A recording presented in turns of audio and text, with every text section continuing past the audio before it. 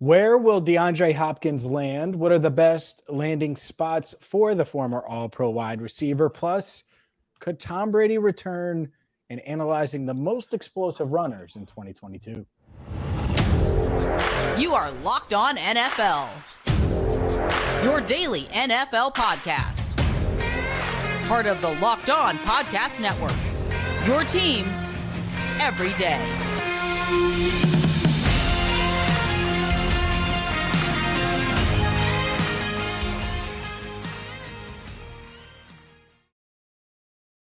Welcome in to another edition of Locked On NFL. He is Tony Wiggins. I'm James Rapien. Thank you so much for making us your first listen. And make sure you subscribe on YouTube or follow wherever you get your podcasts. And Tony, let's dive right on in, because it's rare this time of year that a player of DeAndre Hopkins' stature gets released, especially in a league where wide receiver is as valuable as ever. I think in the history of the league, it's more valuable now as a position than it's ever been. And yet Hopkins is just out there. There's been rumblings of the Bills were interested in trading for him, the Chiefs. There's other teams that have been tied to him. If you had to pick one of these spots for DeAndre Hopkins, which one do you think would be the best destination? That's tough to try to figure that out, because you have to think about all the money and all of that stuff. For me, it's Dallas, because they absolutely. Could you imagine if they had a wide receiver with the possession ability, with the ability to actually not be open but still kind of be open, because that's just who he is. And Jamar Chase is like that. He's a younger version. You got to be open. Throw it up there and see what happens. I'm going to get it. Combine that with CeeDee Lamb, that takes away each and every excuse you could ever make for Dak Prescott. And I think it's absolutely perfect. They do have a good defense, very opportunistic. They have a great receiver on the other side. They got a good running back. DeAndre talked about having stability and all of that stuff. They got it, but it's unorthodox the way that they have it. Their stability, Mike McCarthy isn't safe, but he kind of is. And the reason why he is because Jerry Jones is Jerry's stubborn. If Jerry fires him, Jerry's going to basically fire the guy he handpicked.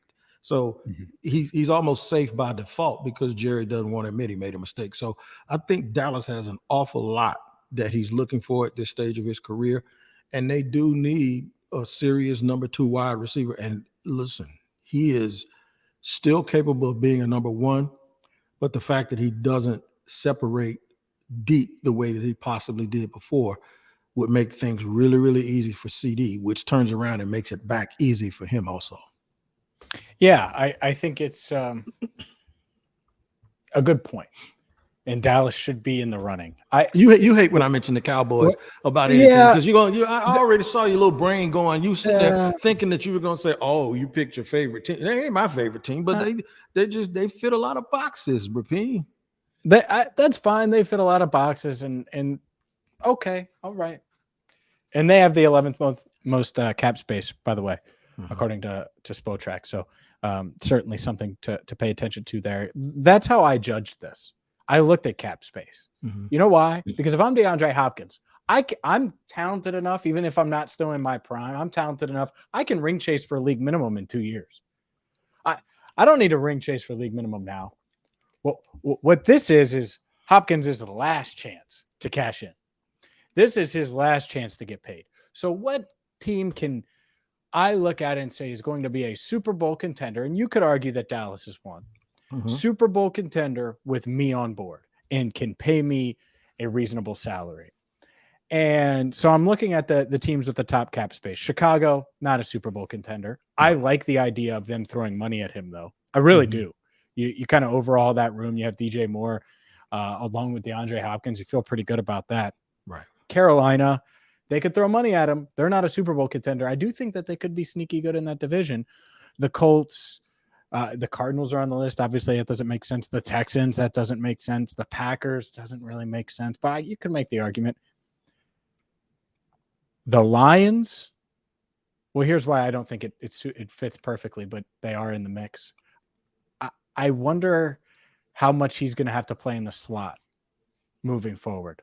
And you don't want him to take away from what you have there. But the Lions are an interesting one, but it's not my best fit. You don't want him to take away from Amon-Ra St. Brown.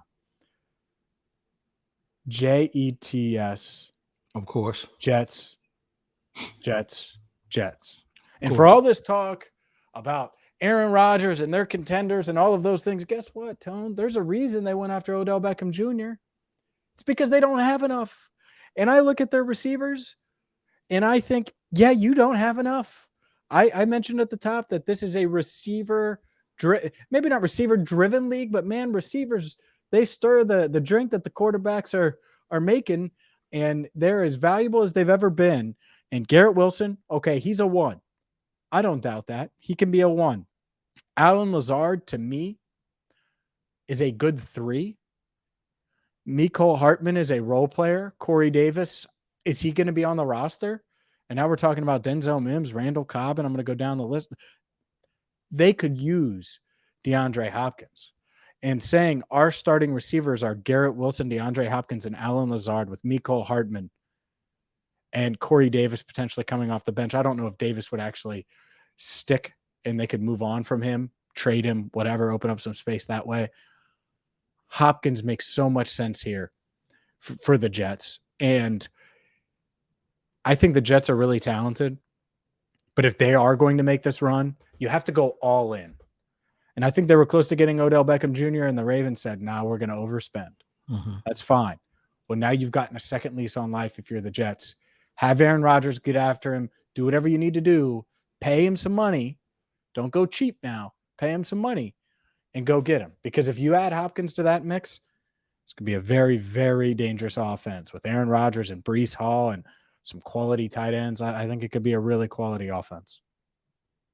I can argue with that. Basically what you can do is you could take him and put him on whatever team has a great quarterback that needs one more weapon, right? This is a couple of years ago when the Rams added Allen Robinson. They probably wish or thought they were adding DeAndre Hopkins type player, like where he is now. Obviously, he's had a better career than Robinson, but where he is now is probably the way that they were thinking Allen Robinson where he was at that point. And it turns out it's not true, but he's that type of receiver. What I mean by that type, Devontae Adams, all of those guys, even Jordy Nelson to a certain extent, they're all those types of guys that Aaron Rodgers knows. Guys that can wake up in the morning and run the entire route tree, that all they need is a crack. And I think Michael Irvin might have been the first guy to start that 6'2", just put it anywhere in my vicinity and I'll find a way to physical myself to the ball. Des Bryant was that way. So we've seen it over the years where those physical route running receivers, they last a long time and they just know how to play football with any type of quarter. Cooper Kupp is going to be that 5-6 years from now. Mm-hmm. He's going to be the same guy, a route runner, a guy that knows how to get open and understands offense, understands situational football. I don't disagree with you. I would add Cleveland in because of Deshaun Watson's best years were with DeAndre Hopkins. So you would think that might be a little bit redundant because him and Cooper kind of the same type of guy, and it doesn't really give them the speed that they want. But I still think that that's an alternative also. But you have to have a quarterback in play. You got to be pushing towards the playoffs. I don't think he's at league minimum chase a ring type deal yet, but I do think a little bit of him walking off the field and with Watt saying to the quarterback Watson, man, we wasted all your years. I'm sorry. I think DeAndre probably feels that way too a little bit because there was a little incompetence going on. And then for him to go to Arizona and it just not work out, I just think he doesn't want anything to do with instability at quarterback, changing of a offensive coordinator. I think he wants a situation that's 2 or 3 years long where he could sit and just play football. Yeah, I get that. In the Cleveland one, well, you're not getting that necessarily, but you could. The problem is, and the reason I ruled some of these teams out, just to give you my process, $6.7 million in cap space, 24th in the NFL. The Chiefs, just over $1 million in room. The Bills, right behind them, 1.6. Naturally, the Bills would love to have him. The Chiefs makes a ton of sense. But I was trying to find that happy medium where he also got paid. if he wants to go the cheap route where they can restructure a couple guys and he can make $4 million with a couple incentives and get a little higher, well, then, of course, Kansas City and Cleveland and Buffalo, and it opens it up because you're right there. Baltimore, even though they paid Beckham already, Baltimore can use him and then take the kid Flowers that they drafted and stick him in the slot because Rashad Bateman has been so injury prone. But that would be, then you'd be looking at Lamar saying, all right, you got everything you want. Let's go. You guys couldn't use him in Jacksonville, huh? Based on what I saw at OTAs, the Jaguars do not need a wide receiver. Okay. Just figured I'd throw it out there because they do have stability at quarterback. They do have some cap space. Up next, we're going to go from DeAndre Hopkins to a guy who retired, Tom Brady. There's no way Tom Brady could return. Is there? We'll discuss that next. Today's show is brought to you by Built Bar, the #1 protein bar on the planet. If you're looking for a healthy snack that is going to taste great, well, look no farther than Built Bar. Whether you're trying to get a protein punch post-workout, maybe you just want a healthy snack in between meetings, the #1 protein bar on the planet, Built Bar, is for you because it's covered in 100% real dark chocolate, high protein, low sugar, low calories, and amazing flavors. You don't have to sacrifice taste for health. And Built Bar covers both bases. They have a variety of flavors, certain that you're going to find one that you love, maybe multiple like me that you love. So check them out today at built.com, where they have limited edition flavors and so many for you, or in person at your local Sam's Club or Walmart retailers. Again, Sam's Club, Walmart, or built.com. It's Built Bar, the #1 protein bar on the planet. Before we start segment 2, what you got going on behind you, man? Because I used to look up and see books with people and sports. What you got going on with that hand back there and that mask, and you got a little sword thingy doohickey up there? Did you watch Avengers? Did you watch Avengers? I ain't really been into the whole superhero movie thing, but I was just wondering what you had going on. I didn't. You were in the military. Captain America is part of the military. So what are you, anti-military? Yeah, right. No, I was Captain America. I had some. You see how I flipped it on you very quick? Yeah. I had some people who were very fond of me that called me Captain America. I just want you to know that. Thank you for your service. That's right. I have some Power Rangers. Hey, heard that every Saturday, so we good. I have a Bruce Lee book. See, I still have books. Okay, Bruce Lee is the truth. I got some wrestling action figures, Spider-Man helmet that you can wear when you visit me in Cincinnati. Okay. So a couple of different things. I like to switch it up. So all right, yeah. You got me sitting up here in front of a couple props that I've added over time, and there's a couple sitting over there that eventually I'll add. Yeah, I'm sitting here in front of an empty house waiting on furniture to be delivered, and you sitting up there, you all superheroed up. So I just thought we'd share that for our everydayers that's looking, and it was just eating me up to ask you about it. So I just are we going to start being on Gronkowski watch to see if he actually buys any property in Las Vegas to get to your next topic? No, Gronk needs to come to Cincinnati and play tight end for the Bengals and catch passes from Joe Burrow. That's what he needs to do, because why wouldn't you want to play in an offense like this? That said, the Las Vegas Raiders, well, there's a whole lot going on with Jimmy Garoppolo, and that's been covered here on Locked On NFL. And so let's just throw it out there. The idea of Tom Brady returning to football, playing for the Raiders, he's become a minority owner, and that would have to change completely. The owners and the NFLPA, they would not allow him to play while being both. You can't straddle the fence there. When you're one, you're the other. You get the point.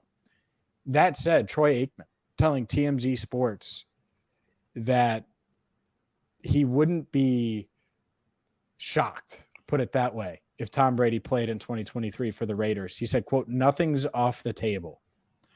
And he said, and I'll read it here, "I don't want to speak for Tom, but I wouldn't rule anything out. He obviously has a good relationship with the head coach. He knows the offense. He'll keep himself in great shape. I would bet that nothing's off the table." Do you buy this? Do you think Tom Brady has the door cracked for potentially playing this season, or do you think it's completely shut? Well, first of all, I love Troy Aikman. Troy Aikman is one of Troy Aikman beat the team I grew up rooting for. The Awful. Cowboys. No. Oh, wait. The team in Washington, right? So, the team you grew up rooting for. I thought you meant you rooted for the Cowboys. No, which our listeners know you're a big Cowboys I can't stand fan. them. That's why I hate every time you say I like them, because I don't.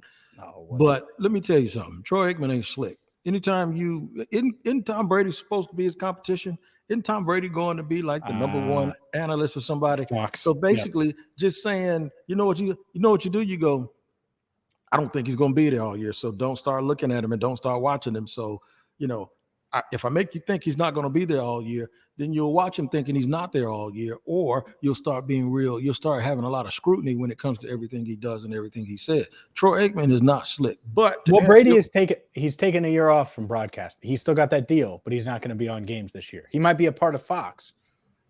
Okay, so I was about to say, regardless of everything I just said, now I'm gonna really say it. Regardless of everything I just said, you damn right the door is open. You know why? Because Tom Brady is like a cockroach in the ghetto. You can't get rid of him. You think you killed him, and then you don't. There he is coming from behind the TV again as soon as you got company, and you were like, I sprayed a half a can of Raid on that joker, and he woke up. That's the deal. He's not going away. He ain't going away, dude. I'm just trying to tell you. Tom Brady's don't retire. They don't die, they multiply. He is never going to leave. I will, when I see him overweight or that ain't happening. Right, because I heard he eats like avocado ice cream or whatever, but I'll believe it when I see him gone for 2 years, because this is always going to come up, especially when people think that a team is a quarterback away. Yeah. Just they competent. He's better. He's still better now than Peyton Manning was when he won that championship in Denver. Oh, that's not even. He's better than Russell Wilson right now. I take him over Kirk Cousins today. So, yeah, anytime at that position when it's a team like that and they have weapons, they have Jacobs and they have Devontae Adams and they have his old system where he can just walk right in. Doesn't have to even do a whole bunch of training camp. He walks out there on day one and he knows everything and knows where everybody's supposed to be. Yeah, I think it's a possibility that Troy Aikman is actually telling the truth. I'm looking, and I pulled up the roster, and specifically the offense, because that's what he's going to care about most, right? And they do have a pass rush. They have Max Crosby, Chandler Jones, but on offense. And they drafted somebody else this year, if I'm not mistaken. Kalijah. Yeah. But Devontae Adams, right? Yeah, they didn't draft Kalijah, but go ahead. Hunter Renfrow, Jacoby Myers, Keelan Cole, Philip Dorsett. That's a solid 1 through 5. Colton Miller, Jermaine Illuminor at tackle. You feel really good about those two guys. Austin Hooper, he's a solid tight end, right? But guess what? Michael Mayer, what most people thought would be a first rounder at tight end, and I think he's a plug-and-play, instant impact type guy. You're right. Maybe they would go after Gronk in that scenario. Josh Jacobs. There are weapons here. Like, I could totally see the path to him saying, you know what? This roster, it's got enough talent, much like the Tampa Bay one did, and I'm going to bring pieces with me too. Maybe one of these, maybe Dalton Risner, one of these top guards, the top guard probably on the market still says, all right, well, I'm going to go to the Raiders. Now that Tom Brady's there. Maybe DeAndre Hopkins. I just was thinking about it. I swear, Raiders. I was just thinking about it. What if he called him and said, hey, man, you want to go out here with me and Devontae? Yeah. And so that's the part, too, where it's like, I wouldn't completely rule it out. I don't think it's going to happen. I think last year took its toll on him personally, and this is probably it. But I don't think he's completely slammed the door on it. Much like he's one of these obsessive people, much like Michael Jordan. I think there was a scenario after he was in the Hall of Fame, many years after people had kind of shut it down, when he joked during his Hall of Fame speech about playing at 50. I think Michael Jordan started training to play and went out there to play and just toyed with the idea and realized it was a bad idea. Like at 50. Brady was really good last year. Not great. He was good. The roster was rough. He had to throw it 50,000 times. He had no offensive line. There's a lot of things going on there. I wouldn't completely rule it out. That said, we mentioned Josh Jacobs. Is he one of the 10 most explosive runners from the 2022 season? let's dive into that coming up next. All right, third and final segment of Locked On NFL on Wednesday. James Rapien leading the way, and I'm riding shotgun. Tony Wiggins, your co-host, and yeah, I'm riding shotgun. So, this that just list, means I'm your driver. That's all that means. No, it means I'm in the back. Your personal chauffeur. No, I've been drinking, so I'm in the other seat. That's right. That's what it is, right? So let's do it like that. I'm not in the back seat. You ain't driving, Mr. Wiggy. I'm in the passenger seat because I've been drinking. All right, and I need you to get me home. So and that's actually a very realistic scenario, by the way. So here's the deal. I did a daily podcast on Tuesday where I talked about how explosive Travis Etienne looked. Mm-hmm. And then I look up when I leave practice and look what somebody said. This list and your segue from Josh Jacobs, because I'm going to tell you right now, he's in there, right? Mm-hmm. I think this is I don't think he's in there. I think he made honorable mention. But this is a fabulous list. I disagree with a little bit at the top, but go ahead and make a run at it. Yeah, and Nick Shook, NFL.com, put this together. The guys that missed the cut: Jalen Hurts, Josh Jacobs, Aaron Jones, Daniel Jones, Miles Sanders, Jeff Wilson. And so some guys that are certainly explosive there. Dalvin Cook cracking the ratings at number 10. Josh Allen, number 9. Derrick Henry, 8. Saquon Barkley, 7. Nick Chubb, 6. Followed by Tony Pollard. Lamar Jackson, 4th. Travis Etienne, 3rd. Ding, ding, ding. Kenneth Walker, 2nd. And 1st, Justin Fields. The Fields one surprises me some, and I know he's explosive. Mm-hmm. Surprises me. I wouldn't have said he was the most explosive runner in the NFL, but clearly he was. I think Lamar Jackson still needs to be number 1, and I think we need to find a way to get Jalen Hurts in there, even if we took Derrick Henry out, because while Henry is explosive, his explosiveness comes from your inability to tackle him because you're tired of tackling him. It's not like he's just explosive just for the sake of being explosive. He's explosive because he'll carry the ball 20 times and have 50 yards, and then all of a sudden that 21st carry will go for 80. That's what it is, because it's the volume and how he wears you down. But explosiveness to me is just blowing by people. And I still think, even though he's been banged up, Lamar just has some different stuff. And it's not like just straight line speed. It's the little hop step. It's the stuff that makes you miss. He's the most explosive guy in the league. Jalen Hurts, with all that power, should also be on this list, in my opinion. But I think Travis Etienne is exactly where he needs to be at number 3. And I'm a little bit biased when it comes to that, but I do buy that. And I think it's a good list other than those guys who were left out. The kid in Green Bay can run too, man. Jones, he can go. He can go. So I would probably have him in, and, as a Florida State supporter, I hate to say this, but I don't think Dalvin's as explosive as he was 2 years ago. I think he's more like a Christian McCaffrey type now, in an Alvin Kamara, where those hits have taken him and he can still do it, but he doesn't scare you the way he used to. But I would definitely put Jalen Hurts there. Yeah, I'm not going to argue with you. Jalen Hurts certainly could be on the list. You know who's going to be on the list after this year? And hopefully I have him on multiple fantasy teams. I'm thinking it's got to be somebody that ended up with the Bengals. Oh, Tajay Spears, maybe. Well, first off, don't call me a Bengals homer. That's what you try to do very subtly. Tajay Spears is interesting, but no, I do worry about his health. So Devin A-Chain. Ooh, he could. He could. I would have said Jahmyr Gibbs had he ended up with the Bengals. I think it's a good fit in Detroit, but not perfect. He's another one. He is definitely another one that could end up. That's not it, though. What last try? Last try.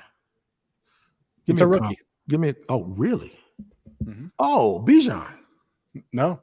It's not. Even though Bijan? He could be up there, too. He could be up there, too. Who is it? AR. Anthony Richardson. You know what? He's a freak, man. I didn't even think about it. And I should have thought about it because when the Colts, you mentioned him and DeAndre, I said, that's exactly where DeAndre ain't going, where you don't know if he can throw the ball or not. Yeah. But he can run. Now, a little bit hesitant to run because I think he was trying to show people his arm. But in the NFL, I think he's going to use that getaway car, and I think he's going to be really, really good. And I think he's going to end up being a better passer. Bias when it comes to that too, because I know his quarterback coach very, very well. He's like a brother to me. So a little bit of that is it's wait and see. But I Mhm. absolutely believe that you could be correct when you bring up Mr. Richardson. I think he is that good of an athlete. Yeah, I agree. We'll see. But certainly someone that, like I said, I'm going to be targeting in fantasy leagues, especially 2 quarterback leagues. Oh, Yep. baby. Sign me up. He's Tony Wiggins. I'm James Rapien. Make sure you hit that subscribe button on YouTube. Check us out wherever you get your podcasts. And until next time, thank you so much for listening to Locked On NFL.